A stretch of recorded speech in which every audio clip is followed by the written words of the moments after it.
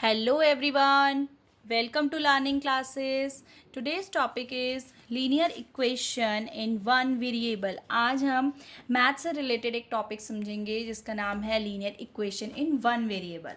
ठीक है, एनसीईआरटी का टॉपिक है ये और एग्ज़ाम्स में भी आता है और कई बार कॉम्पिटिटिव एग्ज़ाम्स में भी बीच बीच में से इससे रिलेटेड क्वेश्चंस भी आ जाते हैं. ठीक है, तो हर तरह से ये जो टॉपिक है आप लोगों के लिए हेल्पफुल है. सबसे पहले हम समझेंगे linear equations in one variable होता क्या है, इसका मीनिंग क्या होता है. उससे पहले हम जानेंगे कि एल्जेब्रिक एक्सप्रेशंस क्या होते हैं. एल्जेब्रिक एक्सप्रेशंस सब लोग जानते होंगे थोड़ा बहुत कि एल्जेब्रिक एक्सप्रेशन क्या होते हैं. इस तरह जैसे 4x लिखा है या 4x - 5 लिखा है, अगर मैं इसको इस तरह से इक्वेट ना करूँ, ये 4x - 5 भी आपका एल्जेब्रिक एक्सप्रेशन है जिसमें आपकी x y इस तरह की टर्म्स होती हैं, वेरिएबल और कांस्टेंट. ठीक, अब जो है लीनियर इक्वेशन क्या होता है. लीनियर इक्वेशन आपका एक ऐसी इक्वेशन होती है जिसमें आपका ax प्लस बी की फॉर्म में दिया होता है, यानी कि ax plus b is equal to 0. ये इसकी एक जनरल फॉर्म है वेयर a और b, जो a और b हैं वो तो कांस्टेंट है. देखिए आप इस इक्वेशन में भी देखें, a b की जगह क्या है, 4 5 है, कांस्टेंट है ना.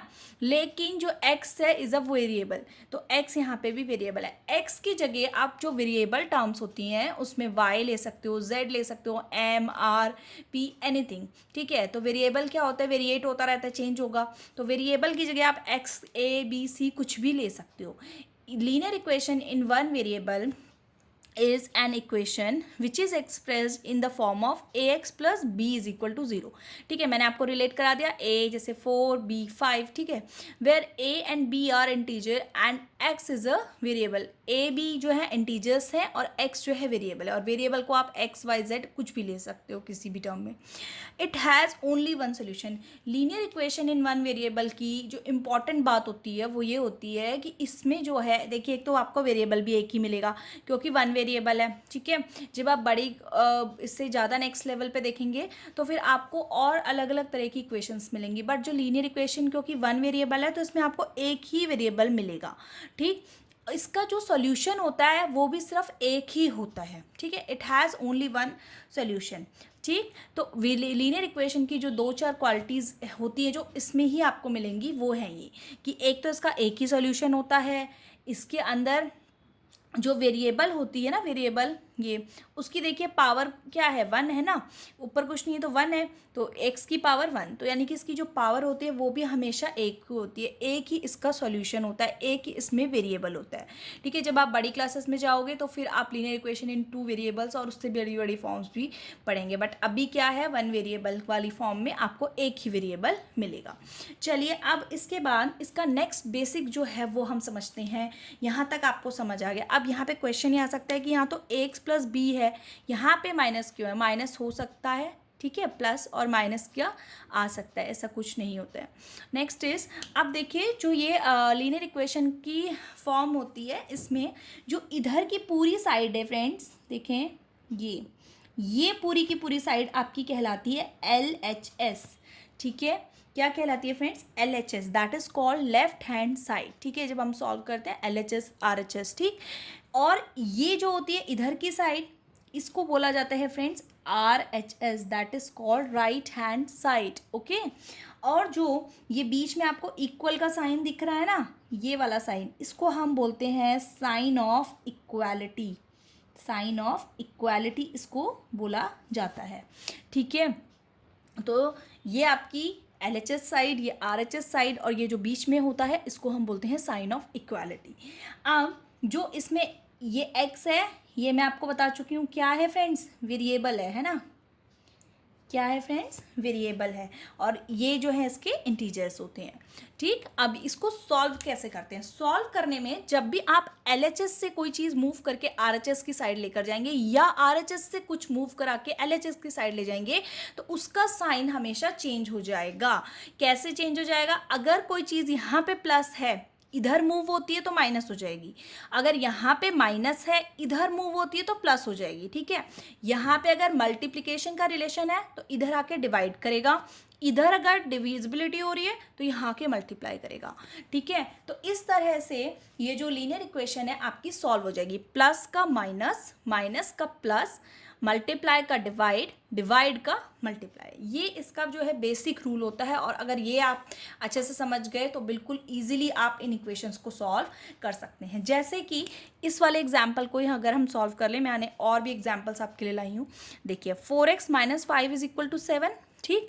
तो यहाँ पे क्या करें हम, 4x - 5 = 7, ठीक है। अब जो है 5 जो है और 7 जो है लाइक टर्म्स है। लाइक टर्म्स क्या होती हैं फ्रेंड्स, जो कि एक जैसी होती हैं, ठीक है। जैसे 4x जो है वो लाइक टर्म नहीं होगी क्योंकि उसके आगे वेरिएबल गिवन है, इसमें कोई वेरिएबल नहीं है। तो 5 जो है हम RHS की साइड में मूव करवाएंगे, तो मूव कराएंगे तो मैं क्या करूँगी, 4x को इधर ले जाऊँगी, रखूँगी और 5 को इधर ले जाऊँगी। 7 + 5, क्यों प्लस हो गया फ्रेंड, इसमें प्लस इसलिए हो गया क्योंकि यहाँ पे क्या था, माइनस था, और यहाँ पे क्या आ गया, इसलिए इसका प्लस। जब ये इधर से दम हुआ है माइनस का प्लस हो जाएगा, ठीक है। यहाँ पे हम लिखते हैं बाय ट्रांसपोजिशन, ठीक है। ये इसके साथ हम लिखते हैं कि हम यहाँ से ट्रांसपोजिशन करा है इसका। अब 7 + 5 क्या होता है, 12 होता है। तो यहाँ पे लाइक टर्म्स हैं तो ऐड हो जाएंगी इजीली, तो 12 आ जाएगा। तो अब यहाँ पे देखिए 4 और x के बीच में क्या रिलेशनशिप है फ्रेंड्स, मल्टीप्लिकेशन का रिलेशनशिप है ना। यहाँ पे कुछ नहीं है तो मल्टीप्लाई का साइन है। तो अब यहाँ पे ये मल्टीप्लाई हो रहा है तो यहाँ जाके क्या करेगा फ्रेंड, ये इसके साथ डिवाइड करेगा तो नीचे आ जाएगा। और 4 की टेबल और 12 में आता है ना, 12 4 की टेबल में, तो ईजिली कट जाएगा 3। तो x का आंसर क्या आ जाएगा आपका, 3 आ जाएगा, ठीक है। देखा फ्रेंड्स कितना इजीली सॉल्व हो गया जब हम इनके बेसिक रूल जान गए तो। नेक्स्ट वन इज 12m - 10 = 6, ठीक। फर्स्ट एग्जाम्पल इसका, तो आप देखेंगे कैसे करेंगे हम इसको सॉल्व, सेम इसी तरह से करेंगे। इसको 10 को इधर लेके जाएंगे, 6 + 10 हो जाएगा, ठीक है ना, क्योंकि यहाँ पे माइनस है तो यहाँ पे आके प्लस हो जाएगा। यहाँ पे हम लिखेंगे बाय ट्रांसपोजिशन, ठीक है। तो यहाँ पे 12m = 16 है ना।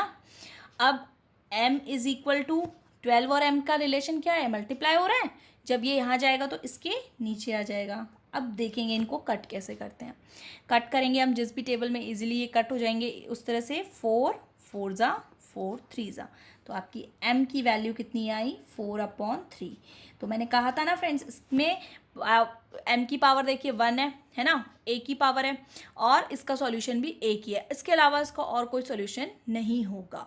नेक्स्ट देखेंगे, ये तो माइनस वाला था, ये प्लस वाला है। इसमें मैंने आपके प्लस माइनस डिवीजन मल्टीप्लिकेशन सबका एक साथ समझा दिया है, सारे एग्जाम्पल्स कवर्ड है। देखिए 8x है ना, यहाँ पे 6x है। अब मैं लाइक टर्म को मूव कराना चाह रही हूँ, ठीक है। तो मैं क्या करूँगी, 6x को मूव कराऊंगी LHS में। हम RHS पे भी मूव कर सकते हैं और LHS में भी कर सकते हैं। तो इसमें हम -6x करेंगे, दैट इज इक्वल टू 10, ठीक है। तो 8x - 6x क्या हो जाएगा, 2x = 10। अब इसमें से ये माइनस हो सकता है, क्यों, क्योंकि दोनों लाइक टर्म्स हैं।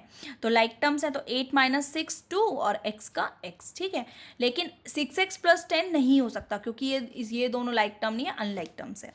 अब यहाँ पे फिर मल्टीप्लाई हो रहा है तो क्या हो जाएगा, x = 10/2। तो 2 की टेबल में आता है ना, इजीली कट हो गया, 2 5 ज़ा 10, तो x = 5, ठीक है।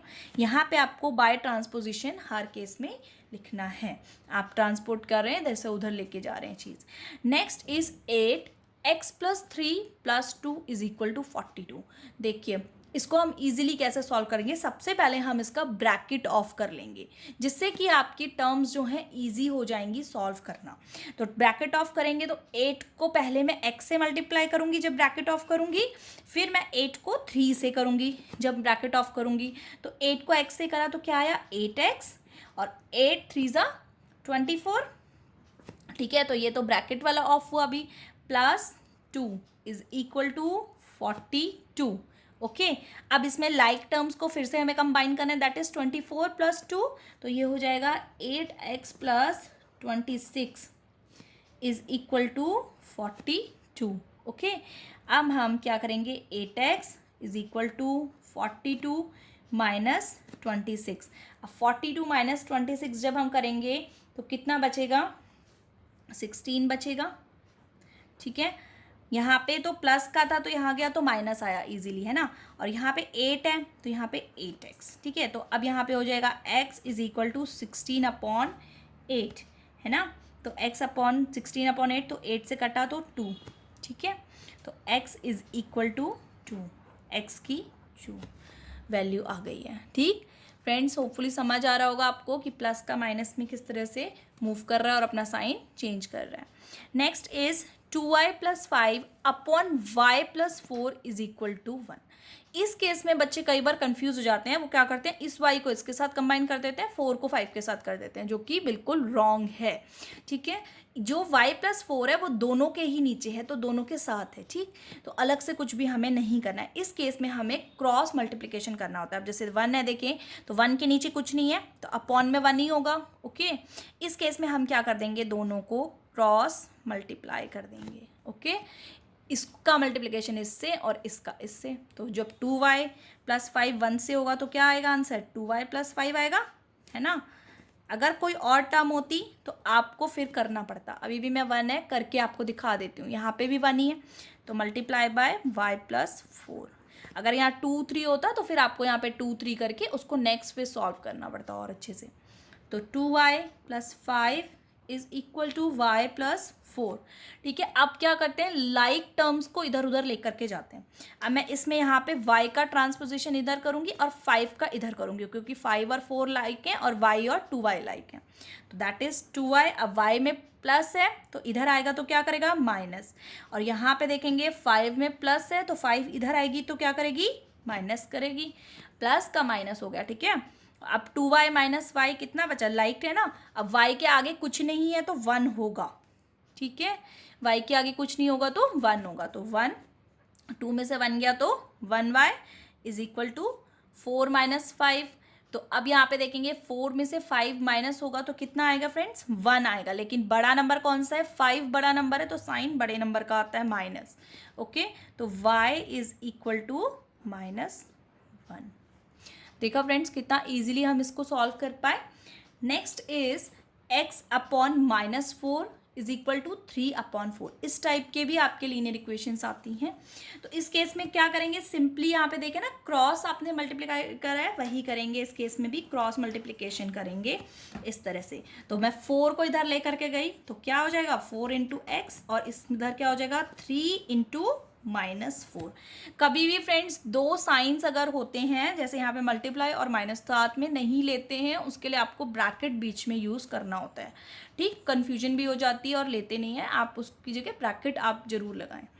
तो इसमें 4 × x क्या हो जाएगा फ्रेंड्स, 4x, और ये हो जाएगा आपका -12। तो x बराबर क्या हो जाएगा हमारा, -12/4। तो यहाँ पे कट हो सकते हैं दोनों, तो x की वैल्यू क्या आ जाएगी हमारी, -3 आ जाएगी।